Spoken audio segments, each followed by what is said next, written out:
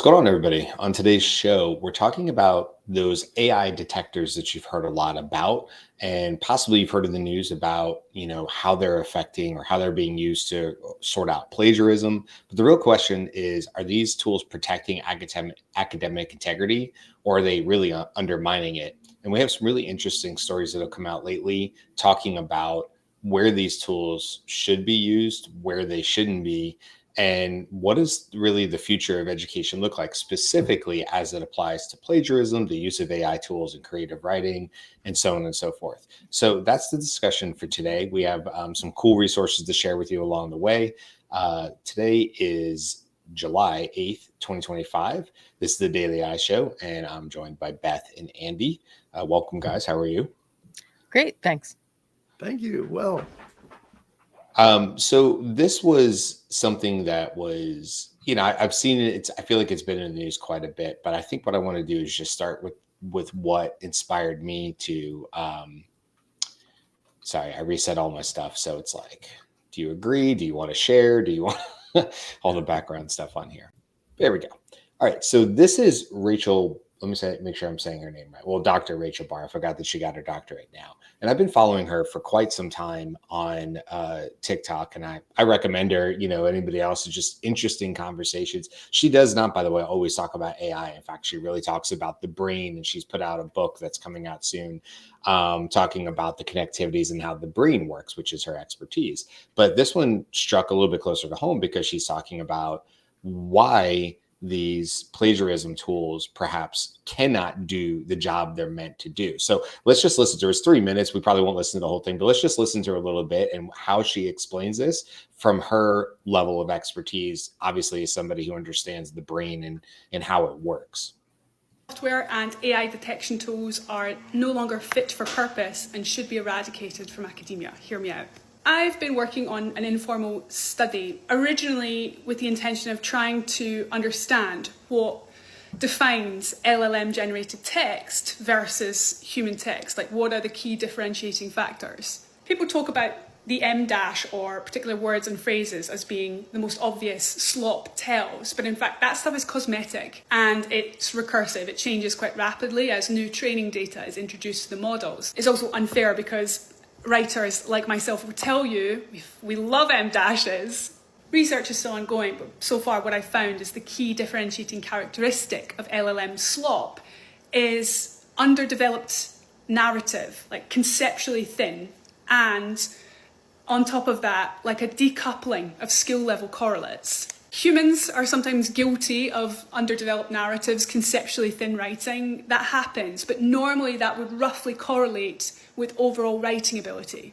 Strong writing is normally paired with the ability to not only develop concepts and ideas, but convey them narratively. There's other stuff too, which just gets a bit technical and jargony, like overgeneralization of canonical mapping, which too, in humans, tends not to happen with more developed writing. There's this decoupling of what's normally correlated in human text.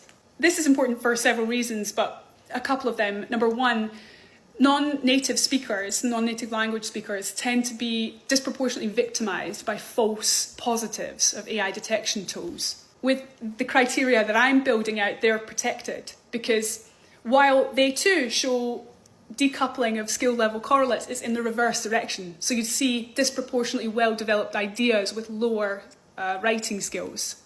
I'm not suggesting we use my criteria as a method of detection. Okay, I'm going to stop it there just because, go watch the rest of the video, I would say for sure. But I think the main ideas, and by the way, she goes on a little bit more to talk about how what we would probably talk more about, which is like, and LLMs aren't necessarily fundamentally built to do this. So by the nature of the way they're built and being a predictive engine, it doesn't lend well if it's trained on the corpus of, different writings. And the majority of those have been in English, and it uses normal English prose.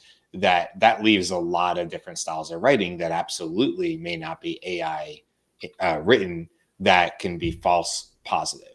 And I think she also makes a good point at sort of the closer to the beginning of it, talking about how perhaps what we shouldn't be doing is just looking for delves and M dashes and certain phrases that perhaps come up more in AI generated writing. And really the focus needs to be less on penalizing students, in this case in academia, and more about the conversation I think we should be having, which is, okay, these tools exist. And if we know we don't have a perfect way to have a lie detector or an AI detector for a simple term, what is the right move?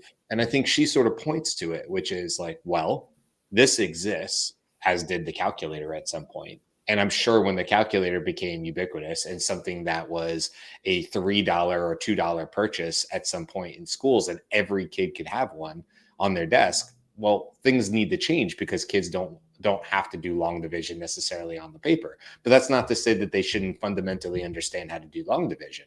My daughter still had to learn long division, and I think it makes a big difference in terms of her growth through all the math that follows, that is understanding the concepts.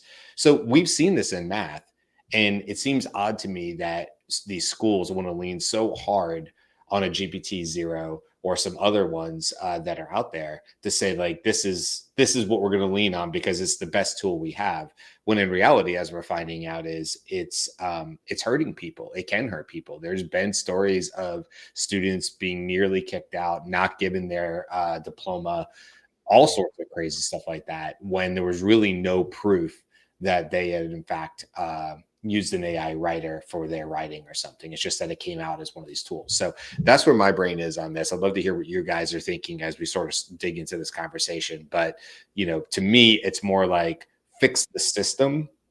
Don't lean on a tool that's imperfect. Like fix the system. So, yeah, as a person who uses AI shamelessly, to assist me in forming my thoughts, even, and doing a lot of critical thinking alongside me, I want to say I come down on the side of saying that AI detection software is pretty good, but it's not good enough to meet the ethical question of that's behind the jurisprudence of punishing a student for plagiarism because they're using AI. And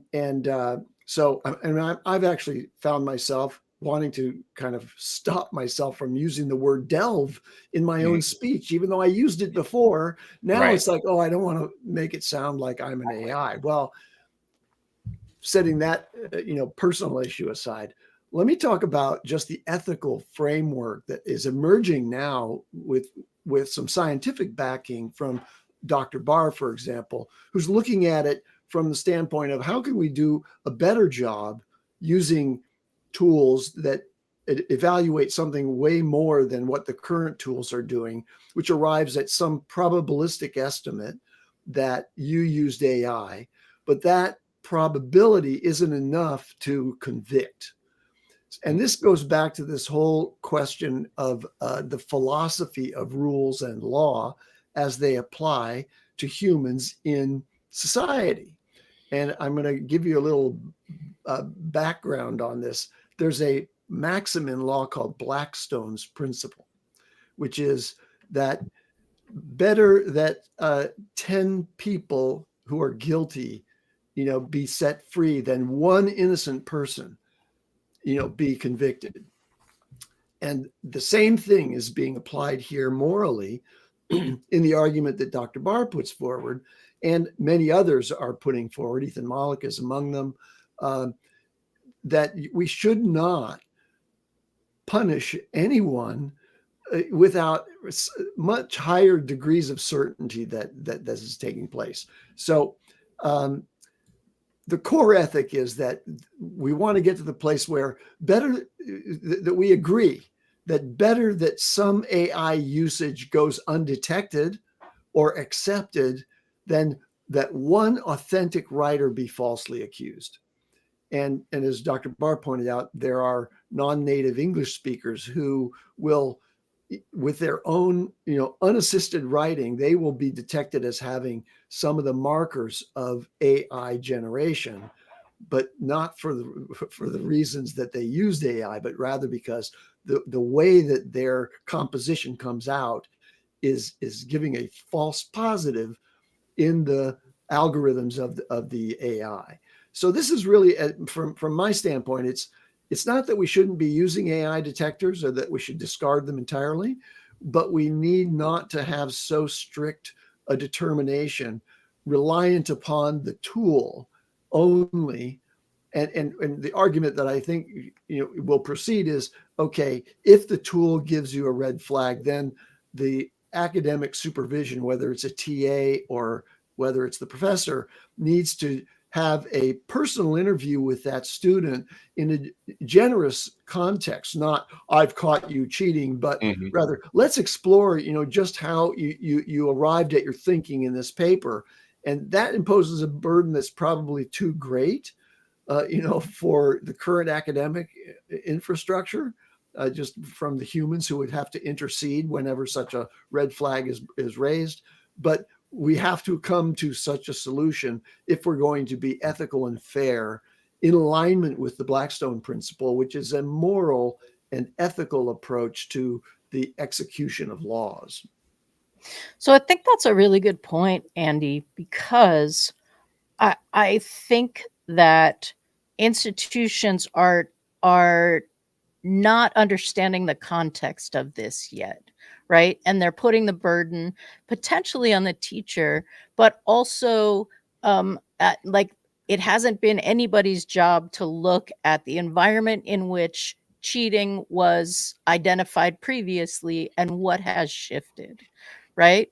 So what 5 years ago, 3 years ago, whatever, a long time ago, when you were at a school that had a zero cheating policy, which a lot of schools still do, the thing that they were looking for was plagiarism.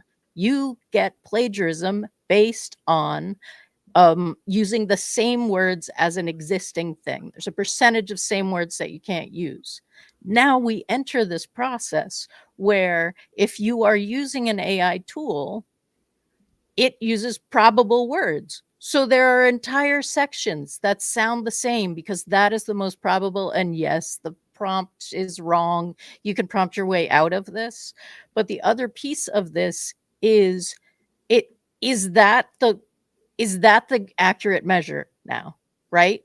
If Brian and I used delve 5 times at the same time and come up with the same phrasing for what we're talking about, that is no longer necessarily an indication that we have cheated the class, right? Like we may both have great understandings, be able to debate this, do all of those kinds of things, but the zero cheating policy became a zero AI policy.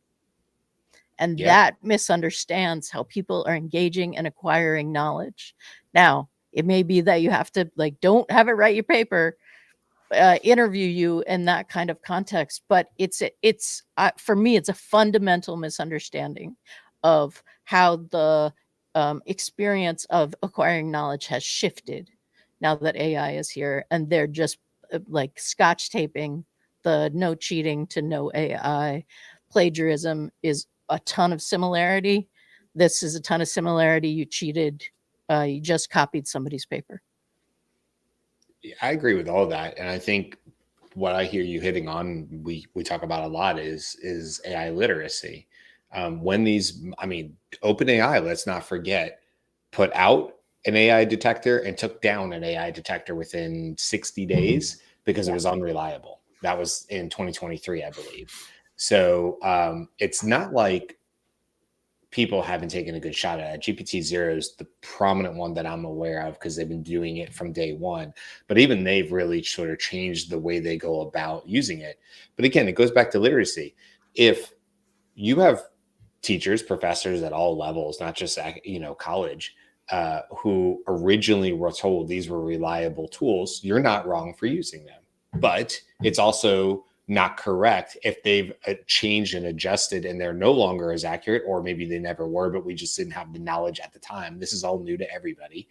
And they haven't been adjusted for that, or their institution has not provided training or retraining on what these tools can and cannot do and where they fall flat and where they might be helpful. I will tell you on 3 or 4 different sites, they all stayed the same thing because they're just the CYA at this point, which is an AI detector is going to be almost useless at the sentence level. It's going to be barely helpful at the paragraph level. It's only until you get past, in fact, one of them will not review anything under 300 words, because really what it has to rely on is a broad section of writing in order for it to actually go in and try to figure out whether it can be relevant or not. But it would not work at the sentence level. How many people actually know that? How many people know that it would not work at a paragraph level? Maybe they think it works the same across the board. Or if somebody isn't a native English speaker, or never mind that they're not a native English speaker, perhaps they just have other abilities or other ways that they've learned that just don't lend well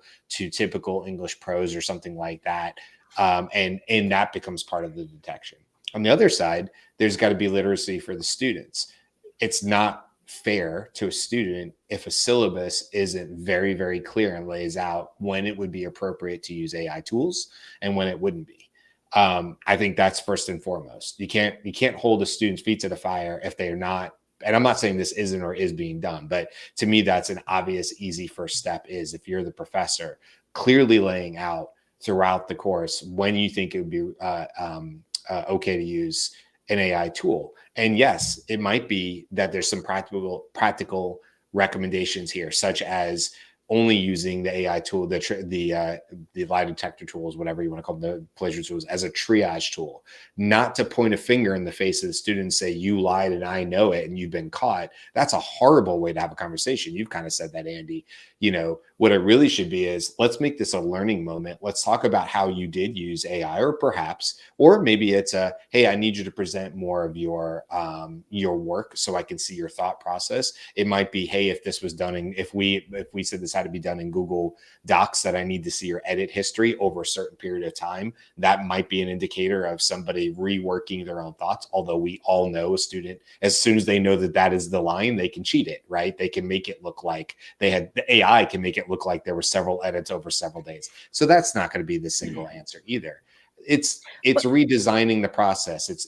It's thinking differently. Maybe it is having more of the oral communications. Maybe it is more peer reviews. Personally, depending on what it is that we're trying to learn, if it's a history class, for instance, or something like that, it's more important to me probably that my students walk away with a really good understanding of what happened in history, why it happened, and how it might impact our future. That might be one of the main tenets of that class that I'm trying to teach. And so if they use AI to get to a point to then have the conversation, and that is what they're ultimately being graded on, and they couldn't use AI to do that, well, either they have the comprehension at that level or not. And I realize that's a broad stroke. No, but it's a key thing, because I feel like we've lost the narrative of education. That, like, the narrative of education isn't, did you learn and never cheat? The narrative of education is, did you learn?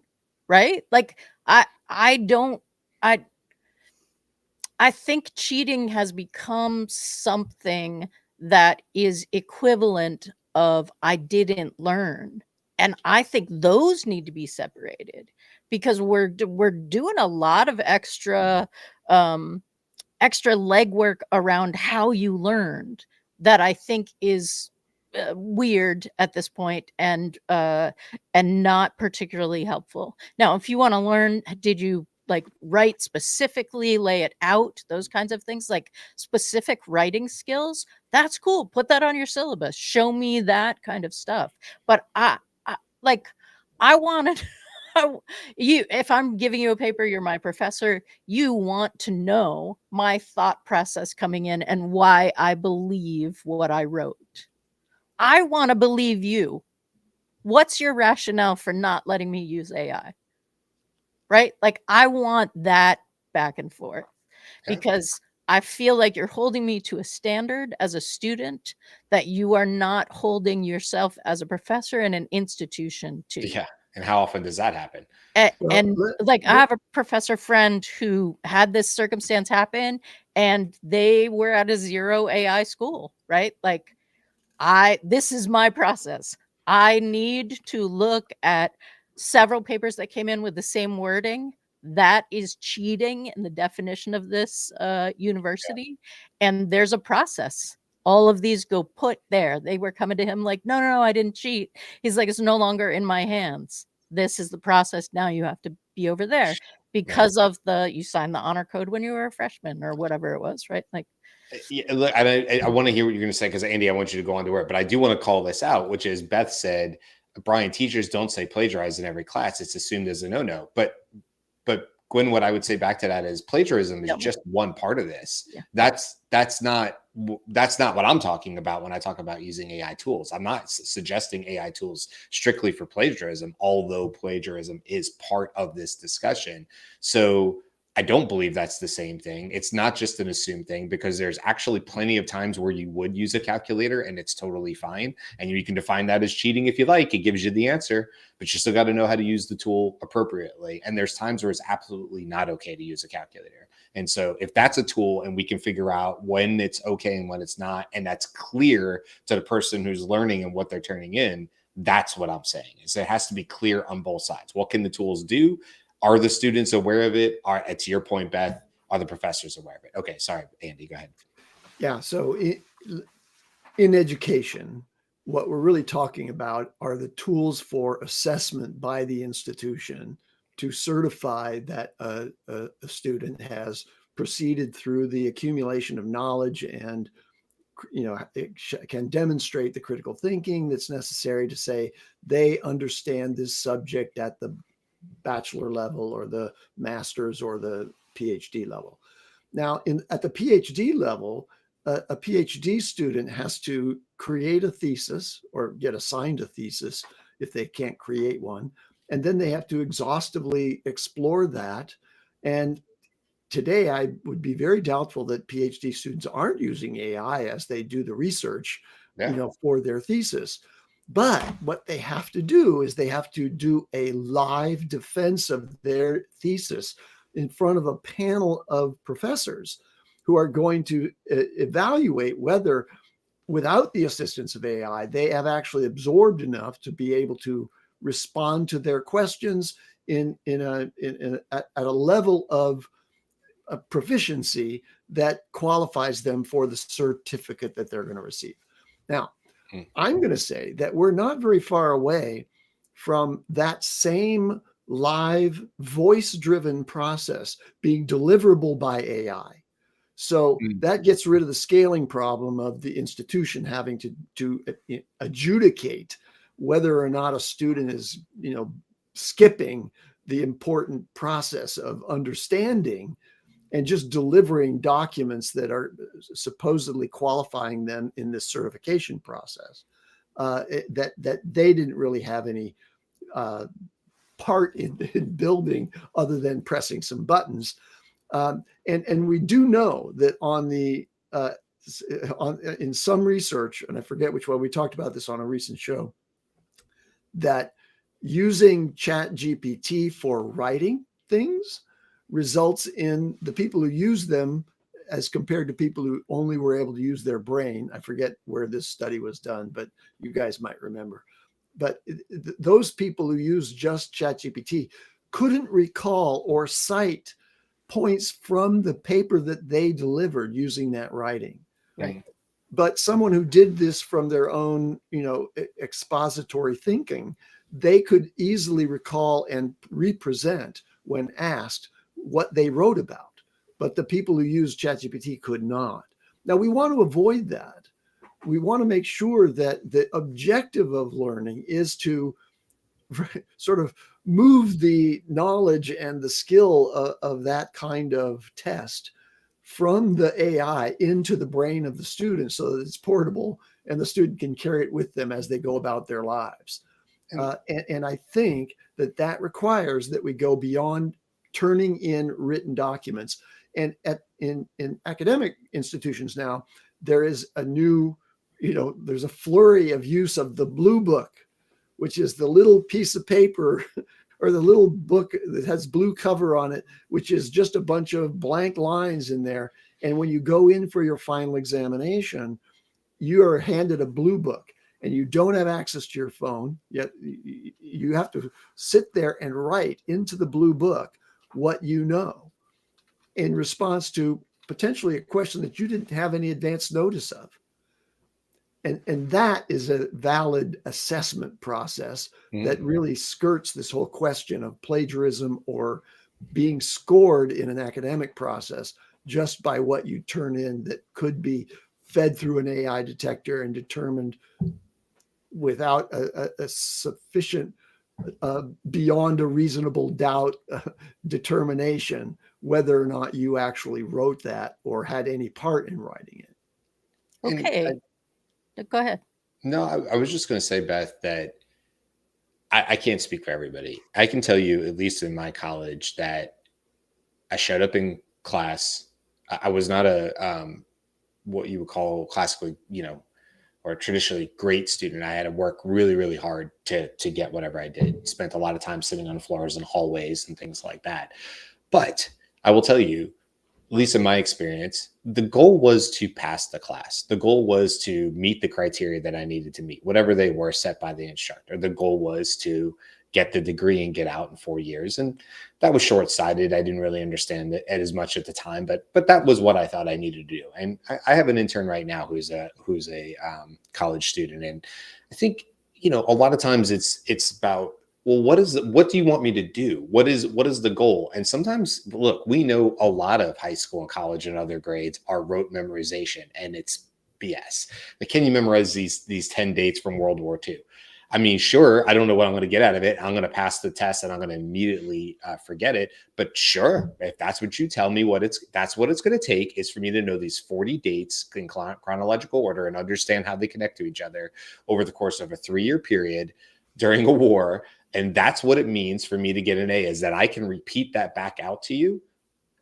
Done. Right. And so I remember from college, I mean, one of the I don't know if I've told this, we've done 502 episodes. I don't know if I've told this story, but in Latin, in my freshman year as an idiot, I took Latin because I thought it would be easy. I thought all languages come from Latin. This will be easy. And Dr. Best quickly proved to me that I was wrong. That was his name. And when we sat up and we got into the class, from memorization, this should have been my first indicator that I needed to get out of there.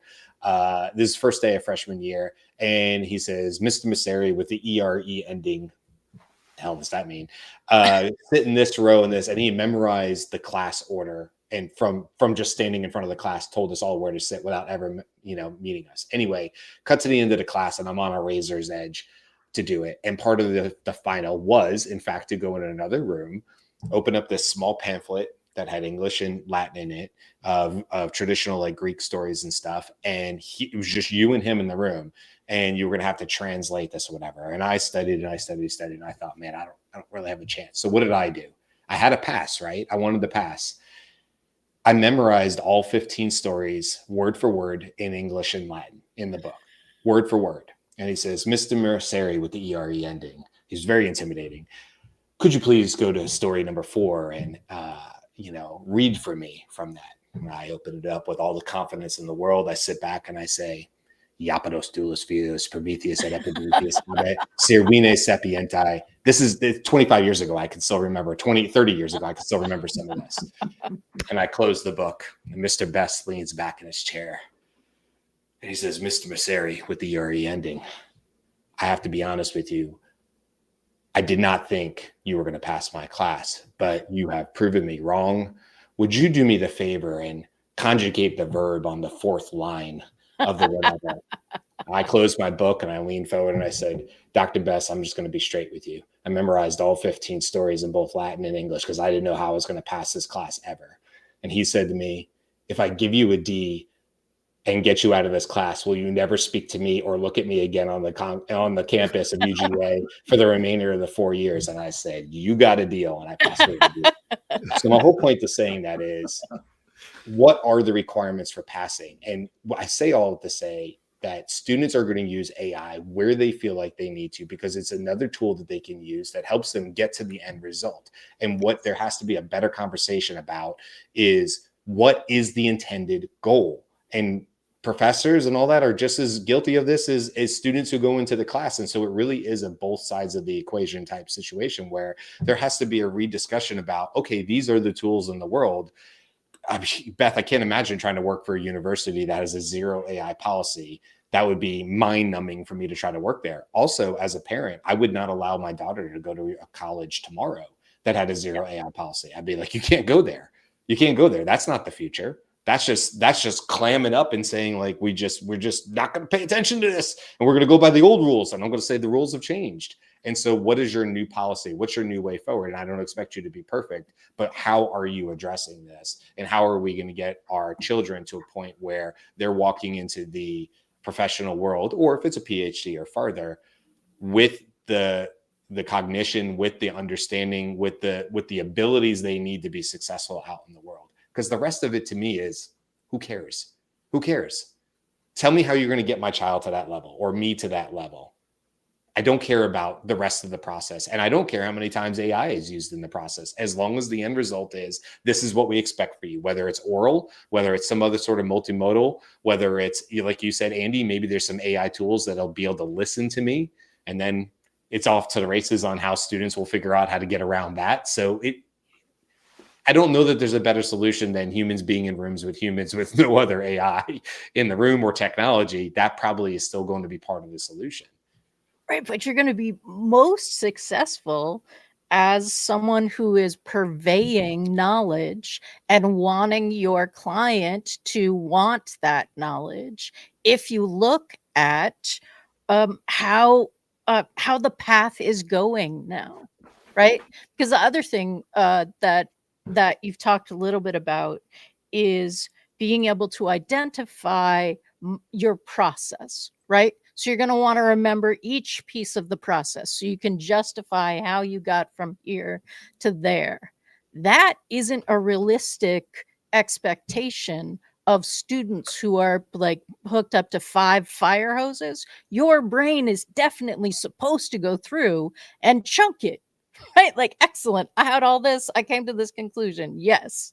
So now I'm going to move on. That's an effective use of your brain as you acquire knowledge. And then you're going to link to it. You're going to have other thoughts about it. You're going to make connections.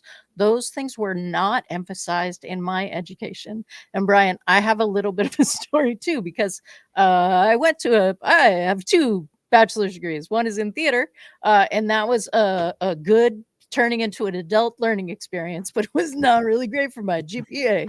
And I still randomly have, like, I did not drop that class and they gave me an F. Damn. Dreams. So, and the second one, I went with the intention of having a 4.0 GPA, and I was successful at that. And I was at a big state school, and I went in and I learned, right? I still have a bunch of knowledge from that. That degree is in psychology. We have that comes out in these shows, comes out in Sci-Fi AI show too.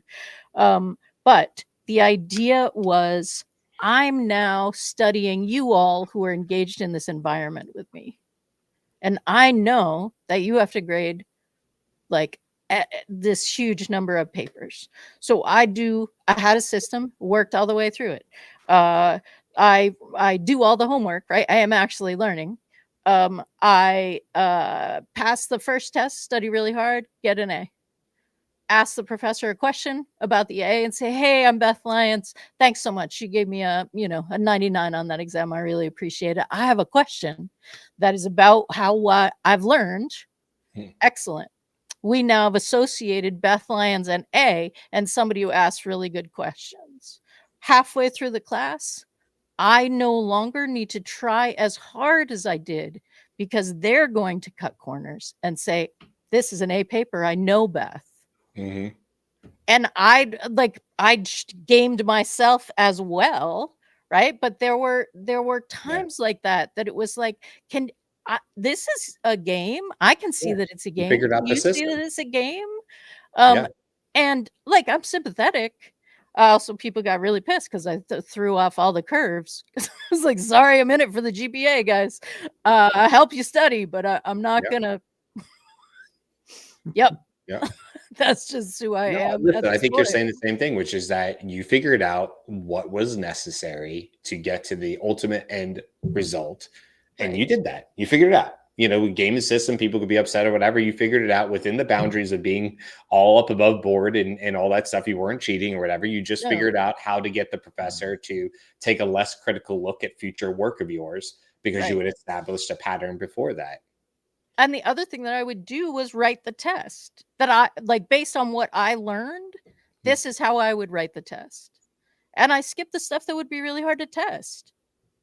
And so did they. Yeah. Yeah. Right? Listen. So my question is, Andy, okay, I have a 14-year-old, so much closer to college. And, I can only assume so much will change in the next 4 years of her high school. I think she's going to be the kind of kid that has some dual enrollment. And so things will be different when she gets to college. But outside of that, you're a grandparent. So as a grandparent now having somebody who's at a much lower age range just coming into the educational fold and just starting to get into those pre-Ks and Ks and things like that. How do you see this? How do you think it's going to affect your grandchild? The fact that they're in 2025, they're starting their process versus where my daughter is, which is a little bit closer to that like college level or whatever.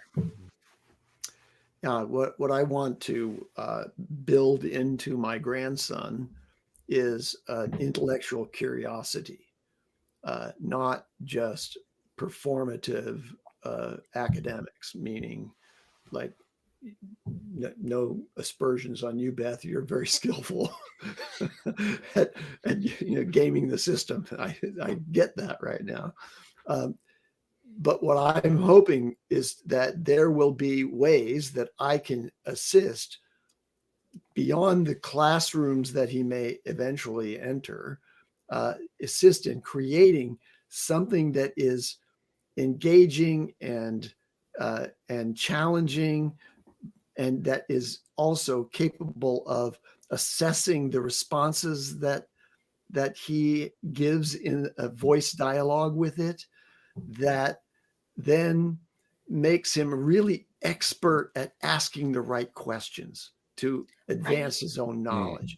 That I think is the best evidence of critical thinking. Is okay, I can absorb this information, I can repeat it back to you, but I can also identify where whatever I just was presented leaves some gaps in my thinking. And now I want to ask those questions. And I'm hoping that the AI can evaluate the quality of those questions in the context of what the information presentation was, and say, that's evidence of this line of thinking, or this creation of a new concept space in this learner's mind, and then create follow-on engagement with that student that rewards that curiosity, that intellectual curiosity, and also advances their knowledge and fills in the gaps so that they get that, okay, now I more fully understand it. That's what kept me going through my journey. And it wasn't a well-planned journey, but I continued to learn, and I hope that I will continue to learn for the rest of my life. And that is to a large degree what this show is for me. Sure. Yes. Is that continuous learning process. This show is a version of academia, right? Because we all use AI as part of our comprehension, study, understanding for a topic like today. But I'm not reading. Sometimes we do, but we always say if we are, we're like, hey, this is what I found in Perplexity, or I found this interesting. Yesterday I was talking about Gemini's results. So sometimes we do.